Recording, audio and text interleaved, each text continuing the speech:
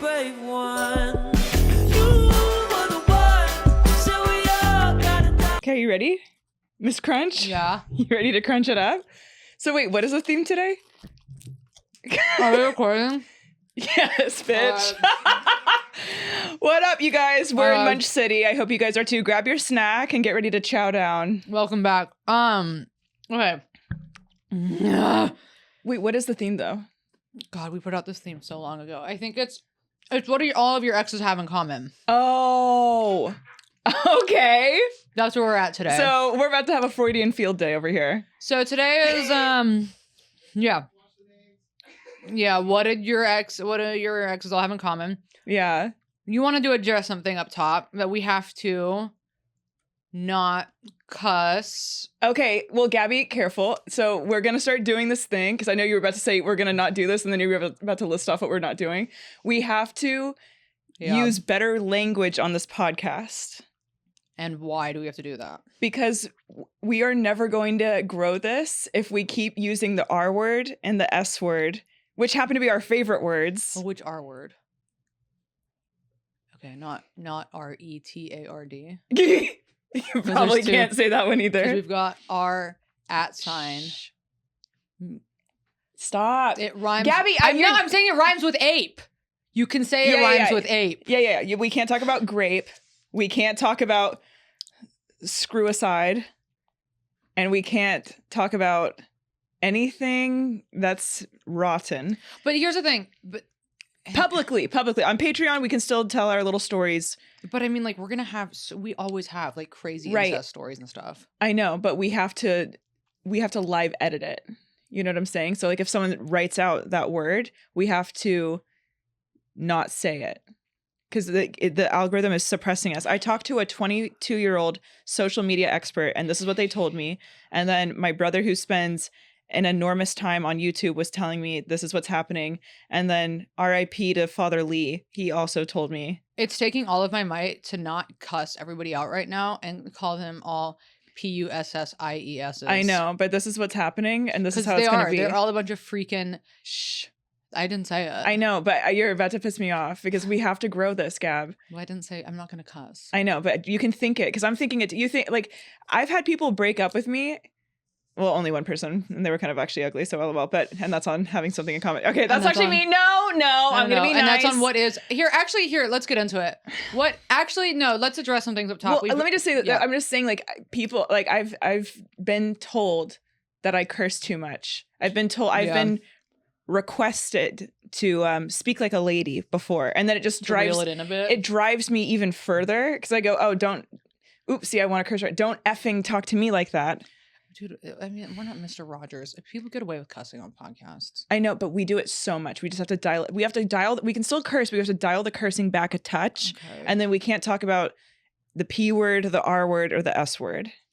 It's like what makes this podcast what it is. I know. So we're going to have to just kind of figure it out. We can still talk about it. We just have to skirt around the bots that scan us. Can everyone in the world grow up? So we were on a bit of a break. We were. And I'll say this. We're gonna suss this out in this episode. Everything that you need to know about why we're on a break is currently on our Patreon.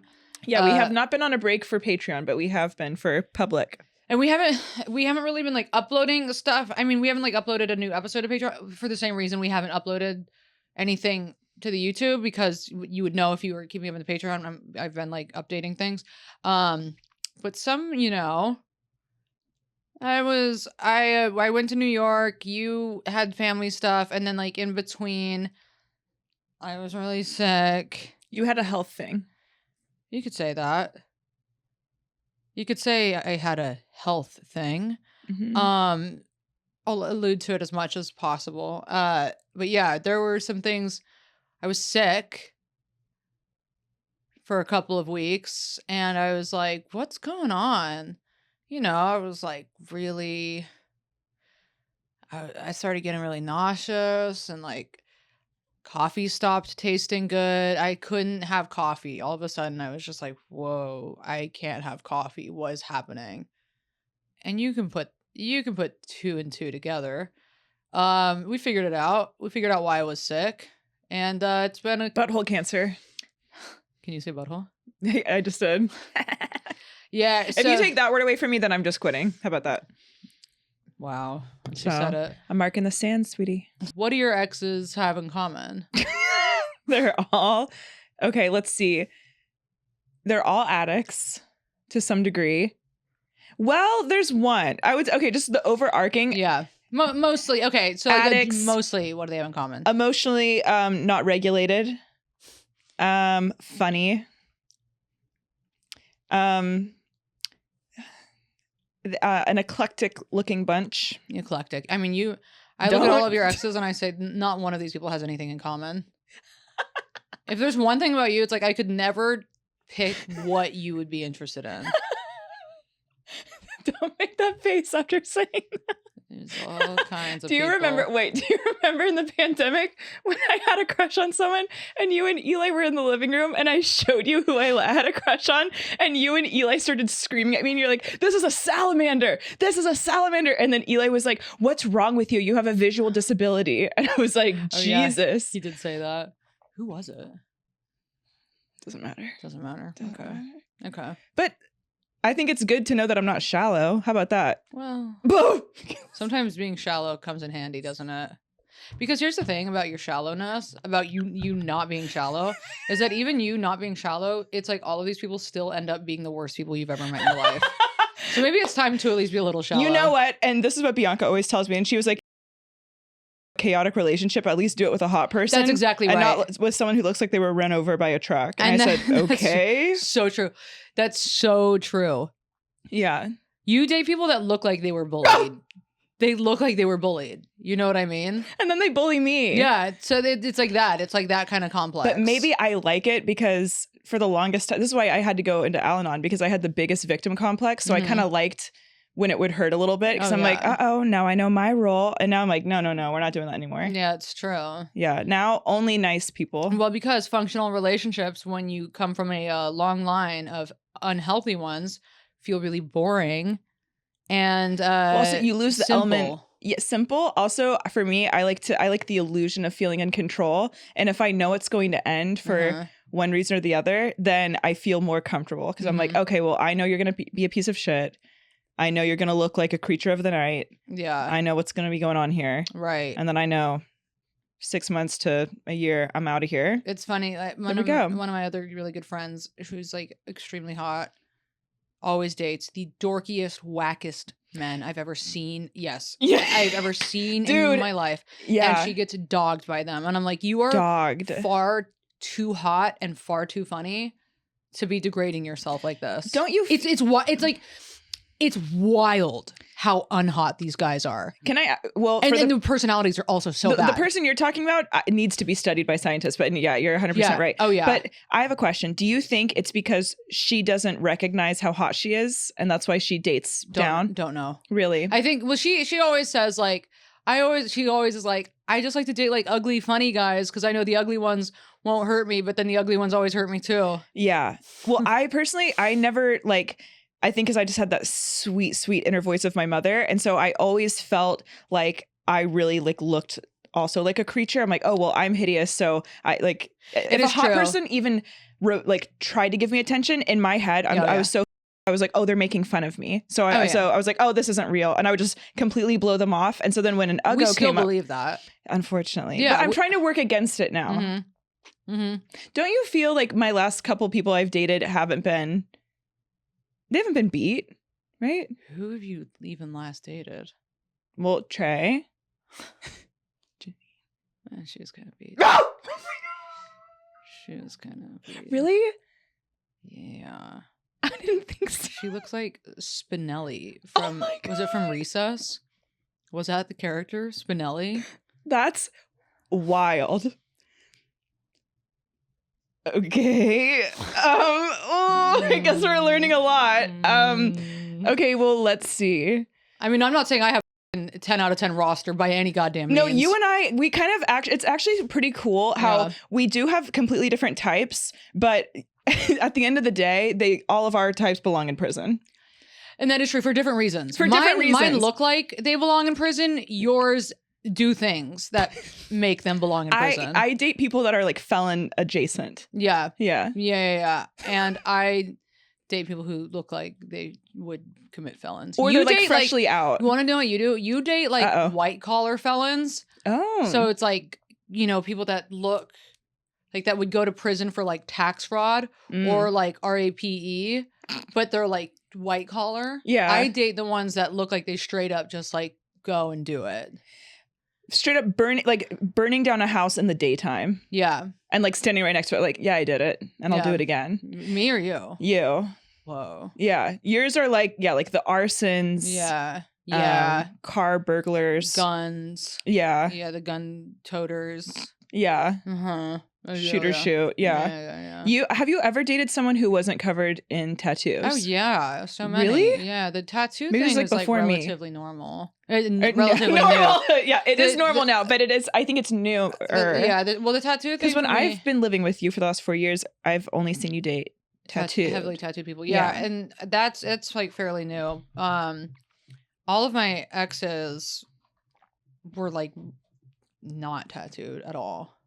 Except for Sheet Eating Green. We started with Sheet Eating Green. Mm-hmm. He was the most heavily tattooed. He still is. Really? Okay. And then, I think that just set the tone. John.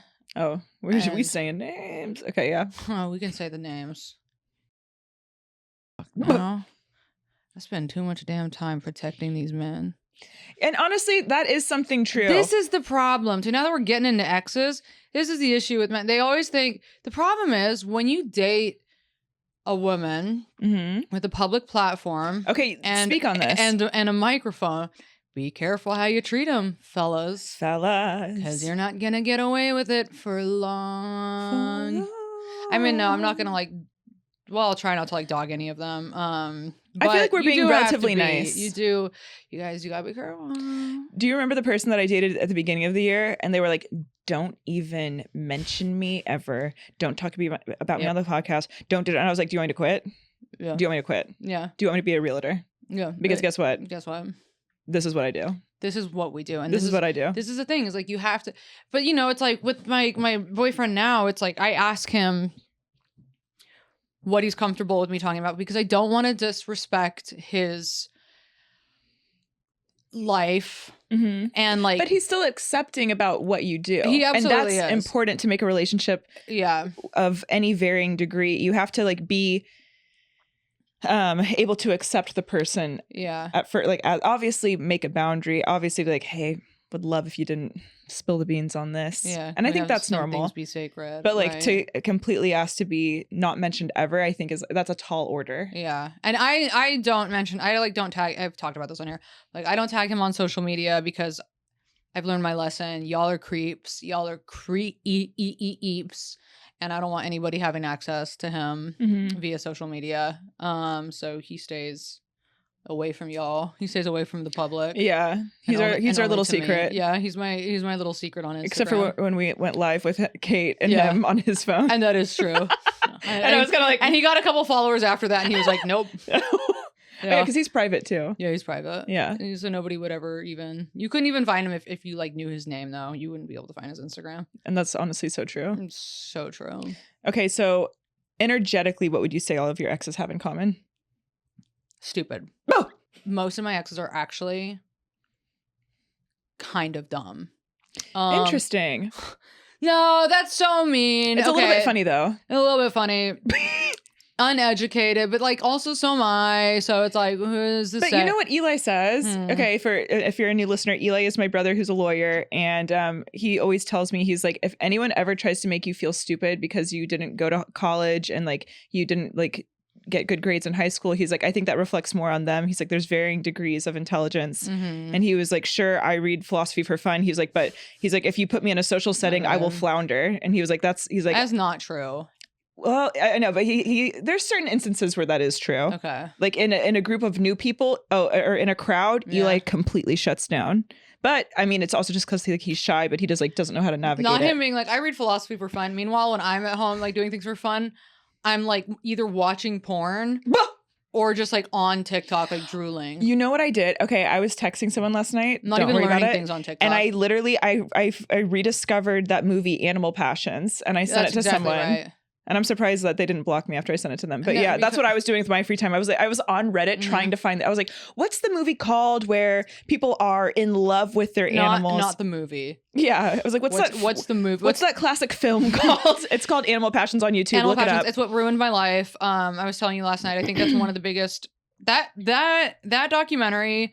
2 Girls, 1 Cup. I saw that way too Rotten.com. young. Yeah, we all saw them. I remember seeing that when I was like 14, and it ruined my life. It has made me the person all of those things at too young of an age have ruined my purity. It took away any purity that I ever had. Any of it, yeah. Any Well, of then it. also you add up our home lives, and that we didn't really have a fighting chance. We didn't have a fighting chance. We weren't really set up for success, which leads me back to this is probably why I date who I date. What is like the non-committal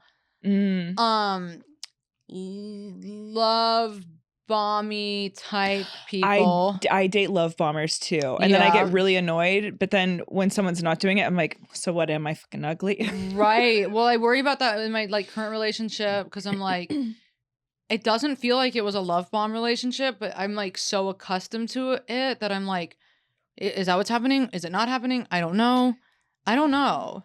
When did y'all become official? Like 2 months after dating. Okay.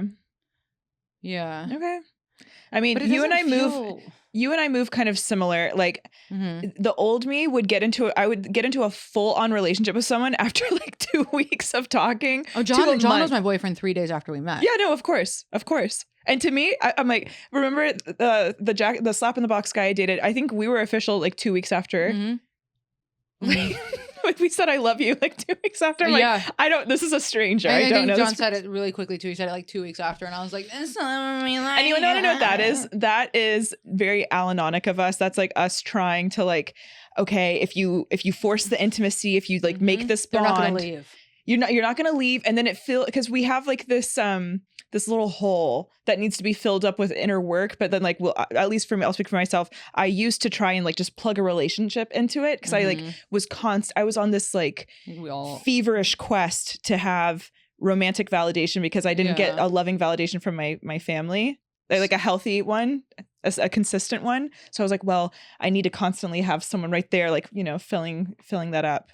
And honestly, after a year of being celibate, it feels much better. We're so, you know, like we're all kind of in a way addicted to relationships, but like it's because it's also like part of the human condition. Like we need love to survive. So we like, you know, kind of chase. I mean, I know that some people like have better relationships with their relationships, but I think for the most part people really do struggle with healthy relationships. I was looking for an old episode to clip up the other day, and I was watching one, and we were talking about the kind of a similar thing, and the place I was emotionally back in like February and January, I had all this shame that like I felt so closed off to dating. And then watching that where I'm at right now, I was like, oh, sweetie, like you just weren't ready, and that's okay. And I was just trying to force it.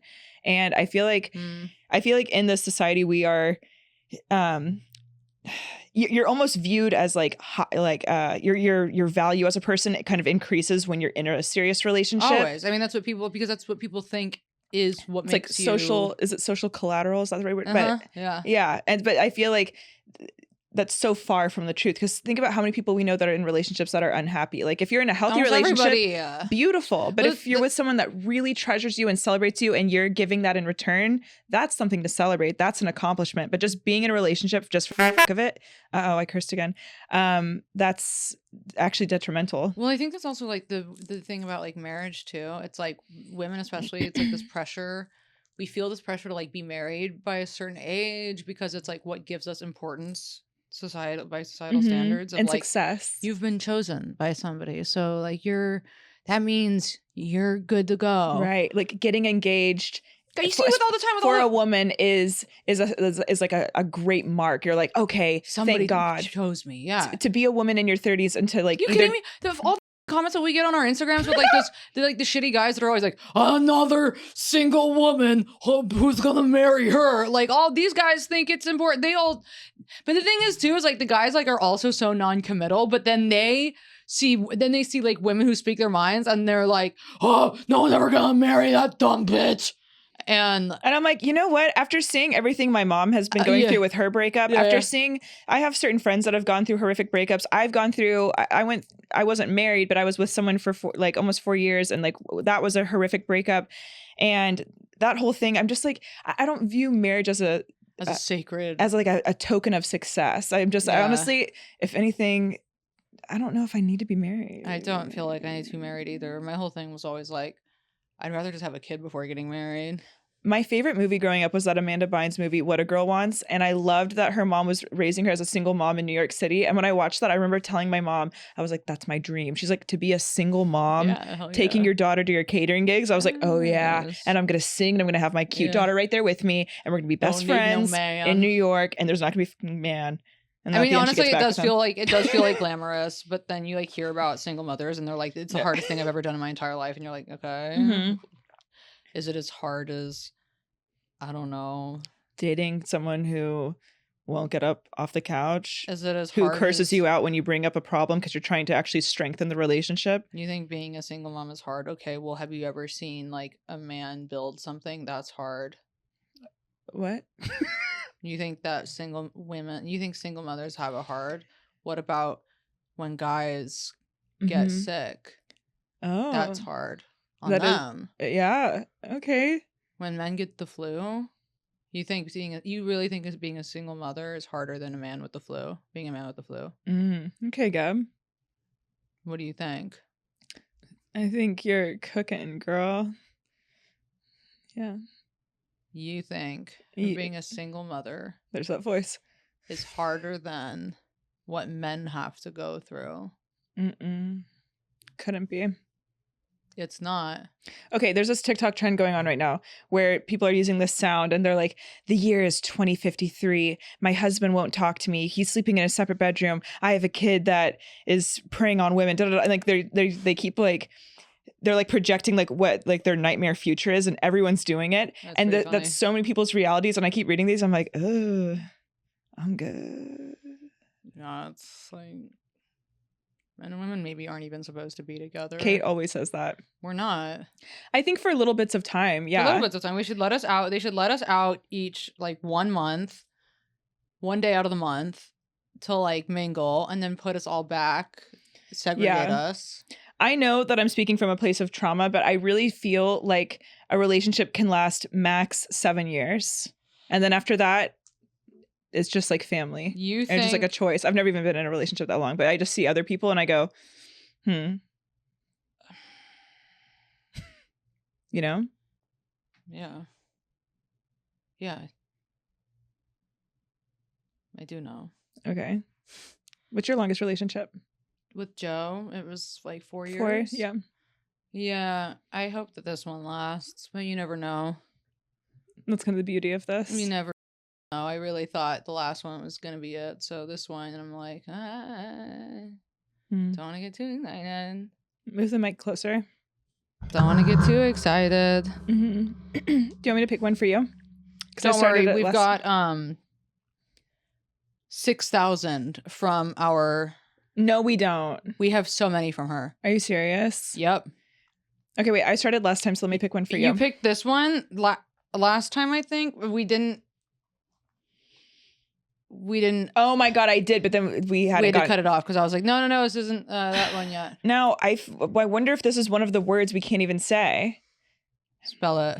Incest. Exes in common. You decide. Can we not say that? It's like, what? Like, I can't do this if we can't say our favorite words. It's like annoying.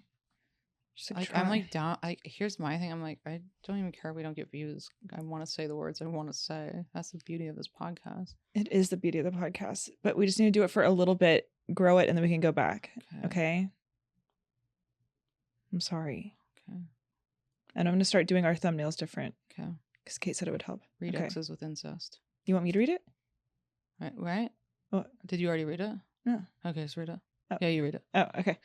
Hiya, honks. The most notable theme that all of my exes have in common is sharing a name with a family member. Okay, now that needs to be studied. Okay. Okay, All girl. of your exes have shared a name with a family. You like what you like. Okay.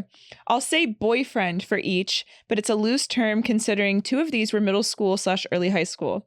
My first boyfriend shares a name with one of my dads. Second One of your boyfriend. dads. Okay, Wait. it's giving gay icon. My first Okay, girl. My first boyfriend shares a name with one of my dad's. Second boyfriend shares with my dad's middle name, which is the name he goes by. My third brother and my current boyfriend shares a name with my uncle and my brother's middle name. Oh my God. Is it giving incest? All of my situationships have not shared a name with a family member, and maybe that's why it never became official. Love you, honks. Day 47. Okay. Day 47 of asking Lidl to guest on the pod simply so we can hear 58 minutes of you making fun of him, but please don't let him share any of his own stories. My buddy, okay. Lee did tell me something interesting a couple of days ago. You guys, do you remember the story about his friend on his birthday who made up the song, the Tenacious D. Lee song? Yeah. He died. They found him in a river dead. Not the river. Yeah, he told me that the other day. He's like, do you my remember the God. Tenacious D? Yeah, I was like, what? And he was like, yeah, they found him dead in a river.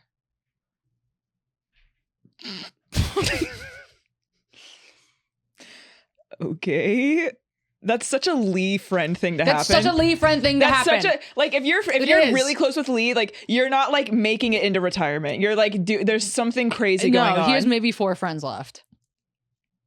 Oh my God. They're dropping like flies. Keep your distance, sis. Jesus Christ. That's pretty funny. The only guy that I've ever dated that had the same name as any of my family members was literally John. Because your dad's name's John? Yeah. That joke, I wish you would keep doing it. Well, I guess you Oh, can't. I should but bring that back. You need to, because that was so goddamn funny, I dude. don't know if people liked it or not. I should bring that back though. Yeah. Okay. Okay, wow, you really weren't kidding about our stalker. No, she's on one yet again.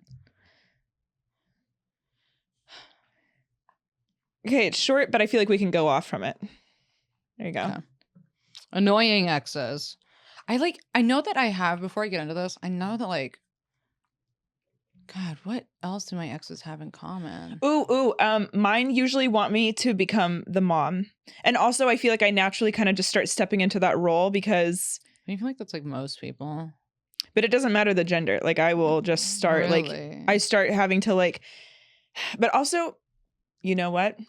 An issue that I have now that I'm saying this out loud is, so I feel like I've talked about it on here, but I really do struggle with like, again, the accepting people for who they are. And so like I'll date someone and like treat it like a project. I'm like, okay, so I know you're broke and I know that you are fighting with every single family member. So here's what we're going to do. We're going to make a 6-month plan. We're going to get you talking to this person. Da, da, da, da, da. And I'm like, hey, guess what? They didn't ask. Yeah. But I don't feel like I would be like that now. It's hard. I don't know. And I feel like a lot of these things though are like so subconsciously ingrained in us. Like, yeah, I feel like I tend to date usually really broke dudes. Helpless people. Helpless broke dudes. The only one I didn't was sheet eating green. And my boyfriend now, he is like actually responsible and takes care of himself. But like every other one other than that, not really, didn't really have it together. Greg did, but that was different. That was never like an official thing too. Yeah. So it was kind of hard. And he also had that thing where he was like, the thing that about, I'll tell you what relationships do to me. The common thing for me. Speak on it. Is that they all make me, getting back cramps. 1 second. Oh. You know. Yeah. She's still, Still cooking. Still maybe she's still kind of falling out. If you know what I mean. Got some pieces falling out still. Okay, you good?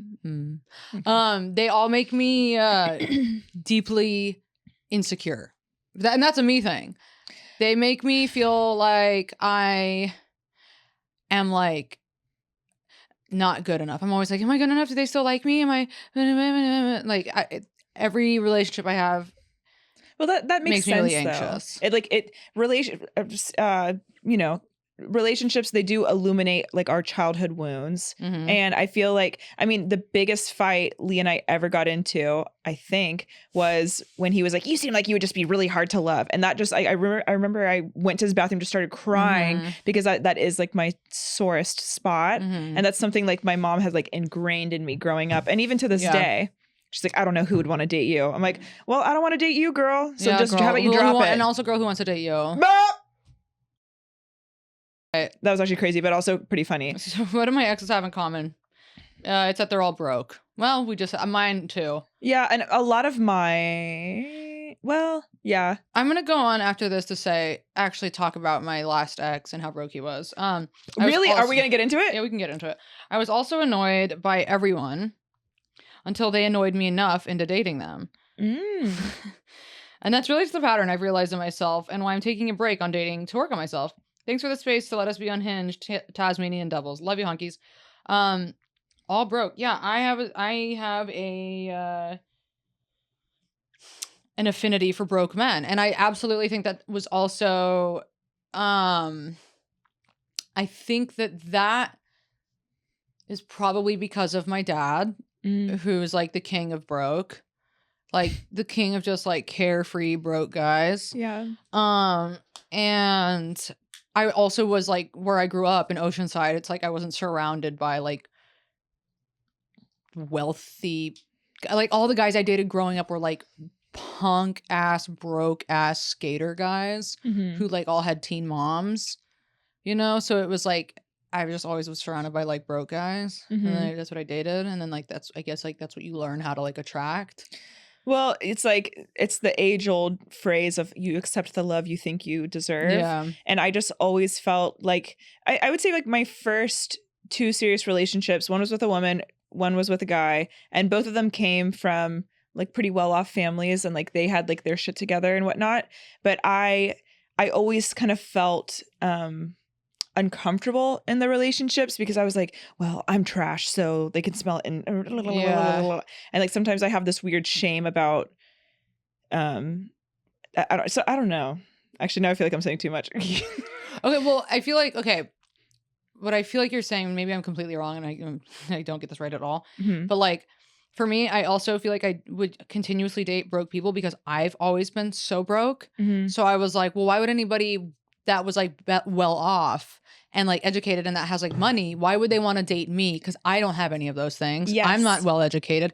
I don't have money. I don't come from a family with money. So like, what do I have to offer them? So you like Gabby, stay in your little cesspool. in the loop, right? Yeah. That's exactly because and this also goes to like the physical as well because Right. I'm like, well, I'm ugly, so why would a hot person ever want to even be with Absolutely. me? And you're successful. Well, I don't know why we would even look my way and and like just like kind of keeps you down. It also like further perpetuates the victim mode shit. Totally. And it's really exhausting to get out of. It's really exhausting, and it's like as an adult, it really all comes like to the surface, and you really have to start like picking these things up. Like picking these pieces up from like the ground and like putting them away. Yeah.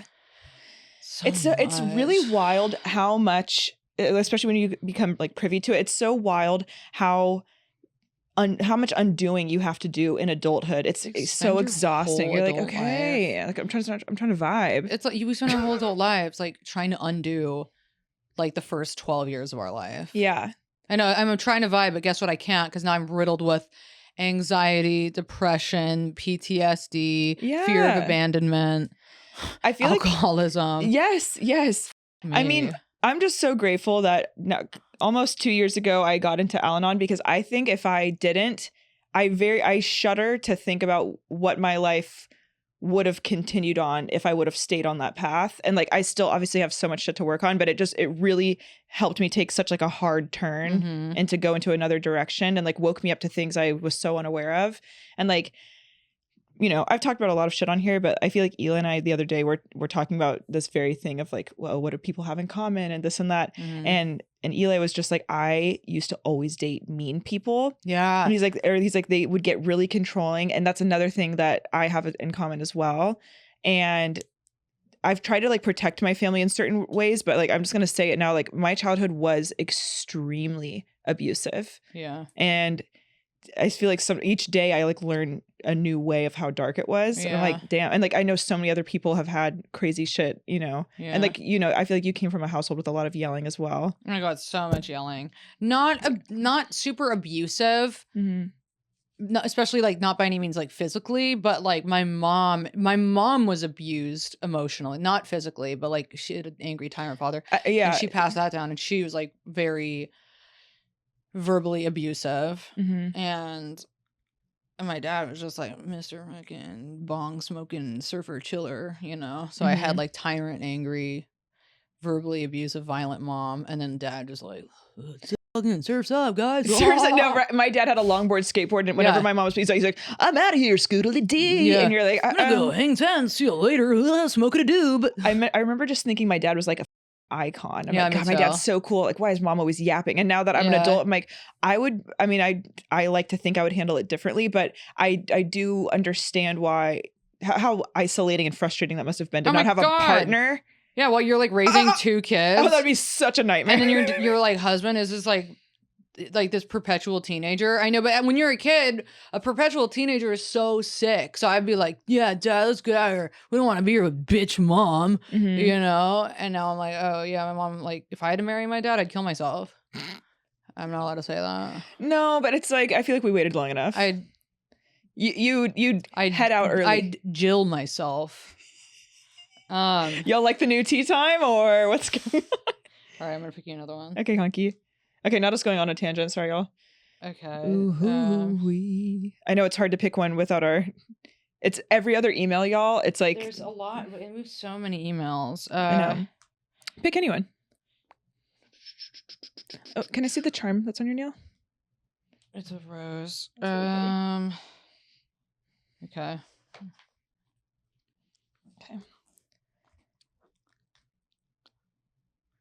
Call me Monroe. Things my exes have in common.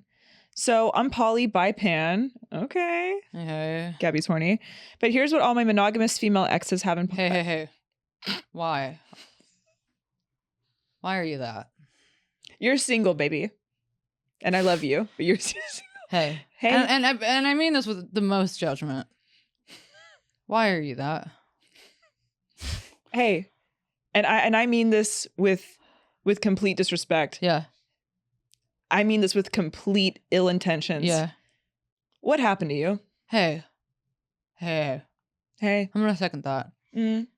And I mean this like I'm not gonna say no offense because offense intended.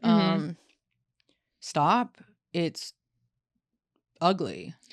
And I'm gonna say this with evil, sinister, demonic intentions. Yeah. I don't think you and I would get along.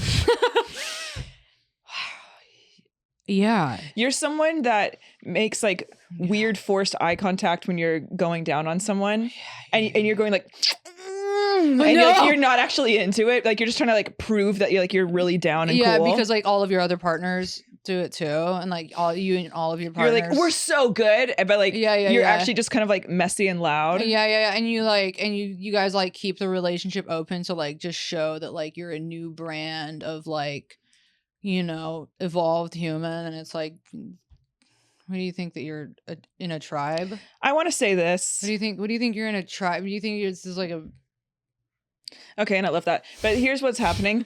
You and your clan of witchcraft, I want to let you know, this is why Sleepy Joe is going to lose the election. Because of you, because all the of people your that are sinful... voting for Biden are poly people. Yeah.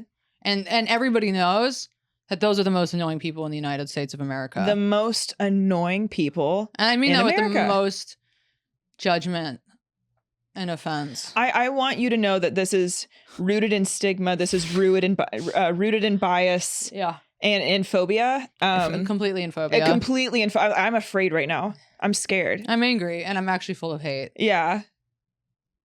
The more I think about it, and you know what? I'm not conservative, but I'm getting really conservative as we're sitting here. That I am thinking on this. I wasn't going to vote for Trump at all. Don't want to, don't like him. But all of a sudden, kind of my favorite guy. This makes me want to have hetero, monogamous sex with the lights on quietly. That's no, lights that's how off. They keep the lights off. they do. Yeah. Oh, okay. Then lights off. Thank you. Yeah. This makes me proud that Amy Coney Barrett is in the Supreme Court. I like that there are 3 conservatives in the Supreme Court. This makes me want there to be more? 5. Maybe.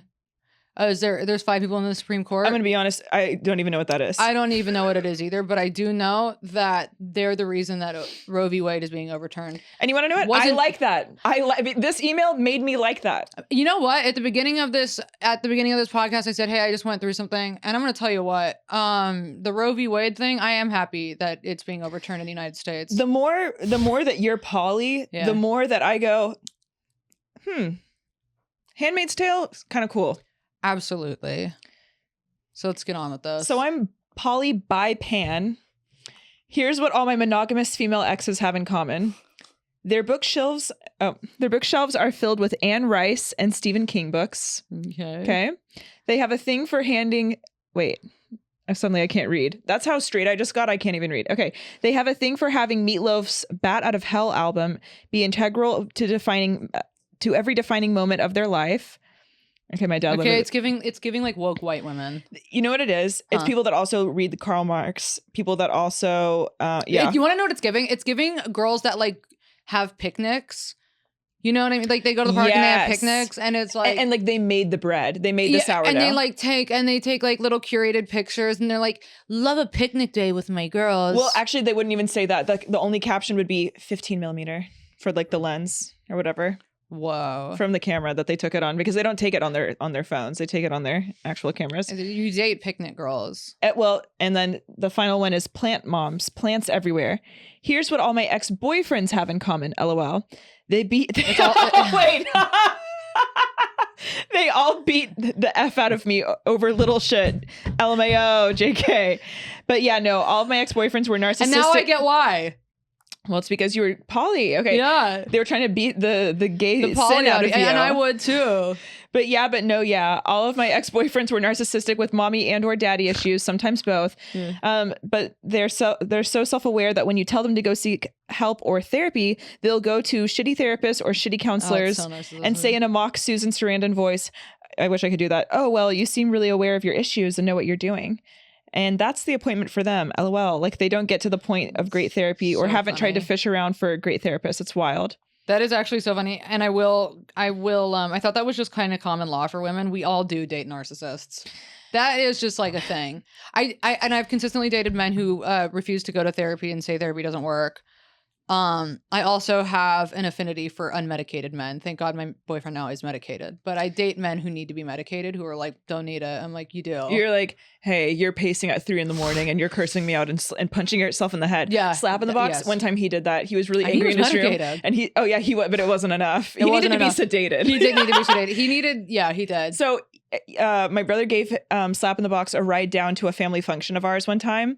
And in the car, he was like, "Yeah, man, I don't know. Like, I really don't need to go to therapy." And Eli was like, I don't know about that. And then, and then like right before we ended things, I was in the room with Eli and I just put him on speakerphone. I was like, "Hey, Eli, check this out." Cause he was on mute. And I was like, "Listen to them." And I put it on speakerphone and I let Eli hear the way that he was speaking to me, and his mouth just dropped open. He was like, "Oh, that's not normal. That's not okay." I was like, "Yeah, he's in gorilla mode right now." So he's not even, he would see red rather. Now, here's the thing. And I wonder this often, and I guess we will never know. But I know that like when you go through a breakup and then you think like the next person that they're dating, you're like, they must be so much better for that person. Like, I bet they're like such a much better partner with them than they were with me. I always wonder, like, is that true?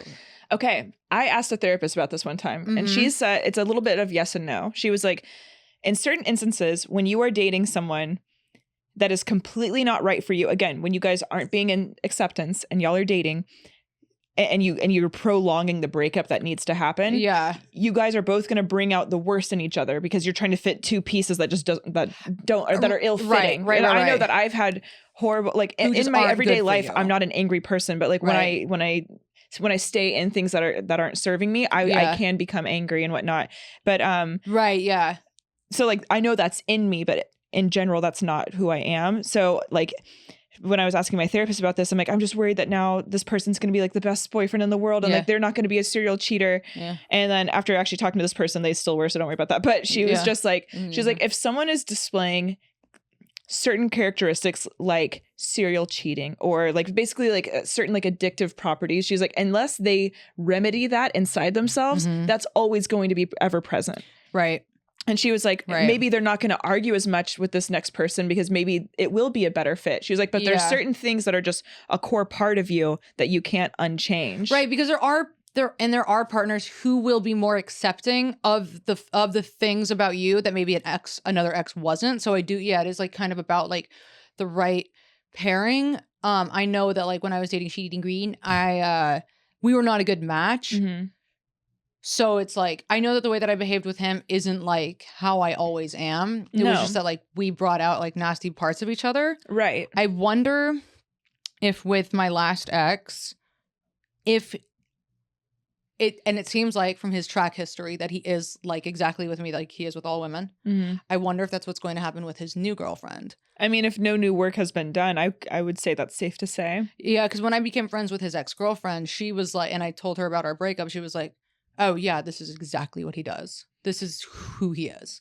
No, completely. And she was like, I'm actually sad to hear that he hasn't changed. And they'd been broken up for a couple of years. I feel like, I just want to say right now, I feel like that was so healthy. I feel like that was so healing for you to be able to, commiserate with her. It was wild. It was wild for her to like give me all of the tea on their relationship. And she was like, he did you a favor by breaking up with you when he did, because he turns into a monster.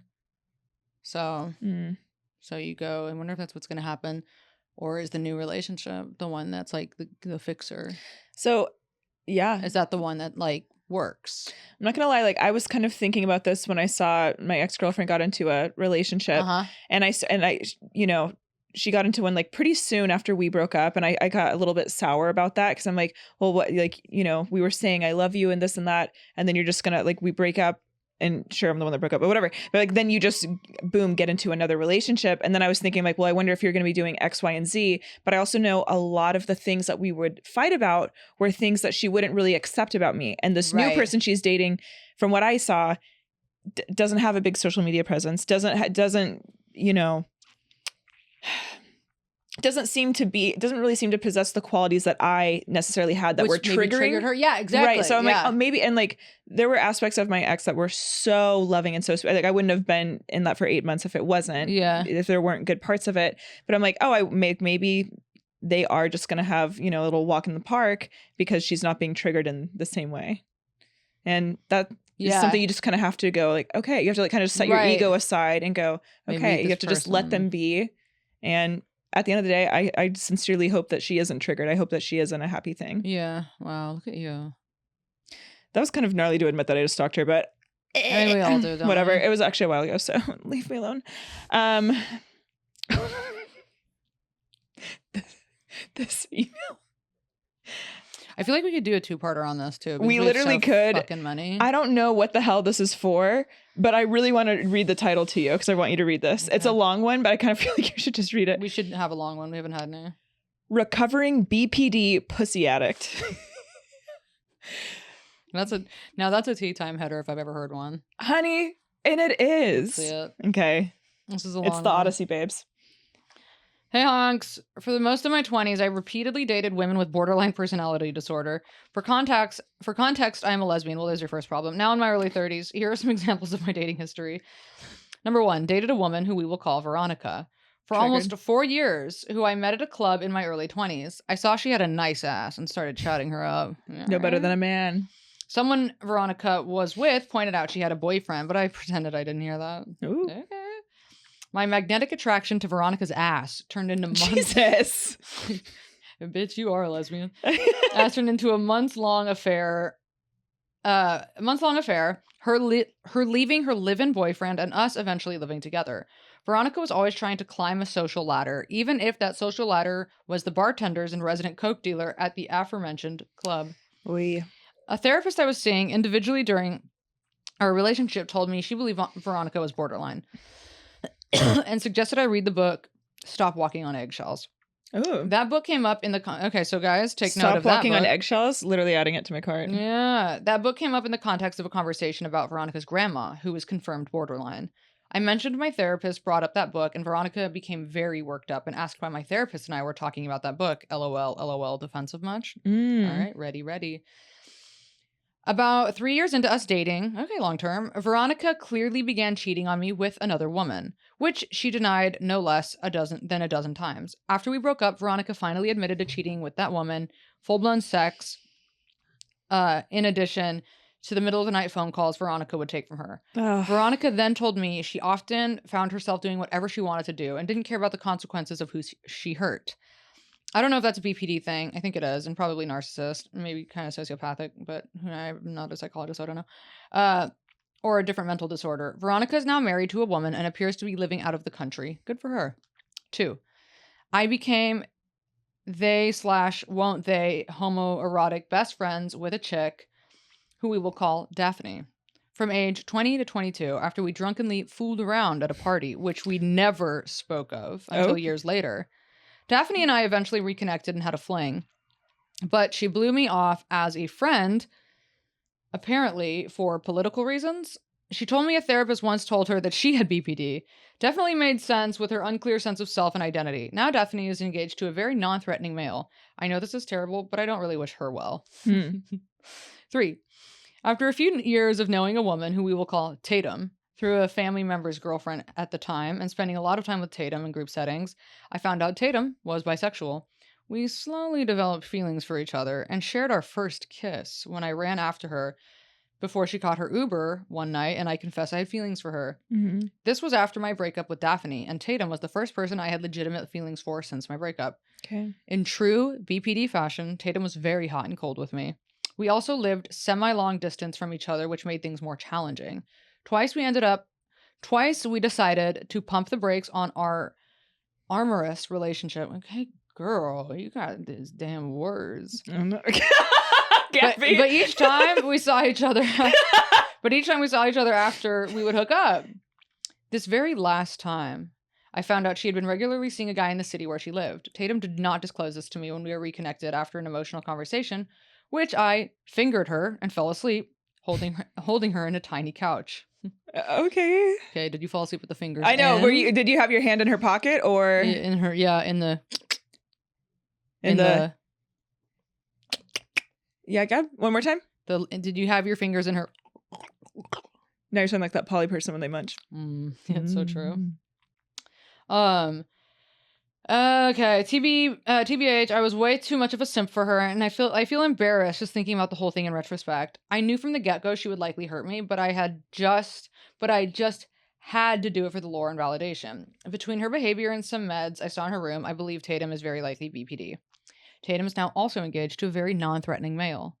I guess I wish her well, but I like that you rank all of them by being I wish them well, I wish them don't well. Mm-hmm. But I hope she is occasionally haunted by the memory of me or some other woman when she's probably getting it mid from her current dude. Now, this is very real. I always wonder how many of my exes are haunted by me. And I wonder if my last ex is haunted by me. I wonder how many of them look back and are like, should have treated her better. Do you think any of them do? I want to ask you this. Is it, damn, I should have treated her better? Or is it like, oh God, I got away from her? No. You know what I'm saying? No. The first one. Yeah. I bet Shitting Green is like, oh God, I got away from her. Yeah. But I bet he also kind of egoically is like. There's one ex, the one that waits outside of our apartment. Shout out to him. Literally leave me the hell alone. But he's always like, I shouldn't have done that. If I could take it back, I can't. I'm like, well, sis, it's a little too damn late. Now get off our block. But yeah, see. Now that's a haunt. But then he's haunted. There's 2 exes that have me blocked, and I go, I think I haunt them in a negative way. Well, I wonder, nightmarish. Even, and I wonder how. I think my biggest fear, honestly, with exes, is becoming what is the opposite? Oh, is them becoming indifferent about me? Is them not even thinking of me, and when they do, they're like, oh. I do wish I hope I haunt my exes. I hope they think about me either in a good way or a bad way, but that they think about me, because it's like having somebody not think about you at all is like such a bummer. Interesting. I know I can make a joke right now, but I'm feeling real. I don't feel that. I feel like the one that waits outside of our apartment, that's the one that I hoped I had. Basically, I'd hoped I had this effect on because he had hurt me. Yeah. So that I had believed for years. I believed that I was broken beyond repair. I'm like, this is just what I am now. Yeah. But like now I'm like, okay, it took 4 years to get over, but I'm like, okay. Isn't it kind of validating though that now he's like, I fucked up. Yeah. But I'm also like, do you mean it? I don't think he does. Yeah. Just because and then we were talking about like, oh, are they changed? Like there's certain things that are different about him now. Like he doesn't drink anymore, but I'm like, you still are ignoring the boundaries. You're still it's all the same stuff. like, I'm still saying, hey, don't come over, and then you wait outside our apartment. So it's still like, okay. Yeah, I have an ex who shall not be named, but his whole thing is like he's like this totally different guy on a spiritual path now, and I'm like, you're still the same exact. Right. Now you just hide behind like psychedelics. And that's why I think at your core, I Huh. don't think you change, but I think you can change certain aspects of yourself. I think if you're, yeah. Okay, So maybe we need to be more accepting of that poly person. Yeah, I'm so sorry that we drug you. That was actually kind of crazy. That was actually really funny. My bad. Mm. Oh my god. Okay. I've also realized borderline women are drawn to my strong sense of identity, especially my confidence and openness in my sexuality. So basically, I'm not original at all. Maybe just a little bit because I'm doing the girl version of a classic male trope. I've been in a relationship. Well, wish you said this at the beginning of the story. Oh. No. What? They said, forgot to mention, if you read this, can you do it on Patreon only? You have to put that at the beginning. You have to put that at the beginning. You got to put that at the beginning, babe. Because now we can't take this out. It's too, fuck. So, no, we can't. So, I'm so sorry. It's just, you guys, if you want it on Patreon, please put it at the beginning. You got to put that in the subject, baby. I'm so sorry. Yeah, you got to put I'm it in sorry, the subject. because now We have 2 more minutes left, and guess what? No one listens to this podcast anyway, so you're fine. But You're so fine. You're fine, babe. You're so good. fine. Okay, Baby, so I'm it's gonna good. finish the story then. Okay. What? It's fine. You didn't. I'm sorry. I've been in a relationship for the last few years with a woman who is not borderline. She does have her own mental health issues, which she copes with in many ways, including dark humor. My shit. We are just 2 peas in a pod, making occasional jokes about our respective essay trauma history. We both love the pod. Also, Harper's takes on sexuality and dating are so relatable as a fellow loving lady who doesn't really like men. But if single and drinking will put one in my mouth for something to do, flames. Love you guys, and honestly, love and light to everyone struggling with BPD. It's an insidious disease. It truly is. So I'm so sorry we literally read that. Yeah, my bad, honey, but holy moly. Now we have a lot of stories still on the exes, so I would like to Do a 2-parter? I'd like to do a 2-parter. Maybe we'll read some on Patreon. We are at our hour. Yeah, so we're gonna wrap up now, you guys. But yeah, we can do a 2-parter, and that's really all I know to be true. We can do a 2-parter. Let us know what you want. We're gonna do what we want anyway, but let us know what you want. And Just like when you say read it on Patreon, we go, great, guess it's the public episode. So sorry. We literally would have read that on Patreon, but we honestly, it's like too much to cut it out. It's like the whole thing. Okay, bye, you guys. See you next week. Bye. I love you. Yeah.